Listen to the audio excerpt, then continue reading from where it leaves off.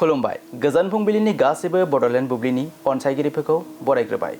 दिनै 8 मे शुक्रबारनि फानजामुथिखौ फरायथिनो लादों आं रबिन बसुमतारिया। फानजामुथिनि गिबियाव दं मेष राशि। नोंथाङा फरायनाय बिथिङाव मोजांनि थाखाय मान मोननो हागौ। खुसिनि सान। बृष राशि। नोंथांनि खामानिया जाफुंनायनिफ्राय एरायनो हागौ। गोसोआव दुखु मोननाय सोमजिगोन। मिथुन राशि। गोजान लामा हान्थिनायनि जाउनाव नोंथांनि देहायाव सानाय सुनाय सोमजिनो हागौ। देहाखौ खस्थ' मोनगोन। कर्कट राशि।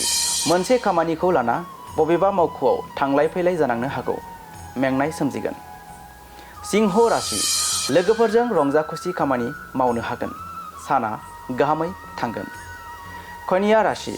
सानस्लाबनो हायैयाव पापनि हाबा मावफ्लांनो हागौ।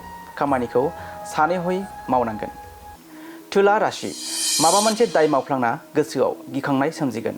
सांग्राङै खामानि मावनांगोन। वृश्चिक राशि। नोंथांनि हाबा मावनायखौ गोजोनना बिनानावा सुखु जानो हागौ। मोजां सान। धनु राशि। माबा जाहोननि थाखाय सोरखौबा गोसा बाथ्रा बुंफ्लांनो हागौ। खोथा बाथ्राखौ सानै हयै बुंनांगोन। मकर राशि। गुबुननि थाखाय मोजां साननाय सोमजिगोन। गोथार आरो गोग्गो गोसो लाना खामानि मावगोन। कुम्भ राशि। गोनांथार खामानिनि थाखाय गुबुन जायगायाव थांनांनो हागौ। देहाखौ मेंनाय मोनगोन। आरो मीन राशि।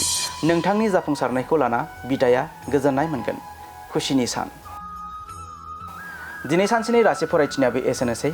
आसा खालामो नोंथांनि दिनैनि साना मोजाङै मोजां थांगोन। बेखौ बड'लेण्ड बुब्लि नखरनिफ्राय मिजिंथिबाय। गोजोन्थों।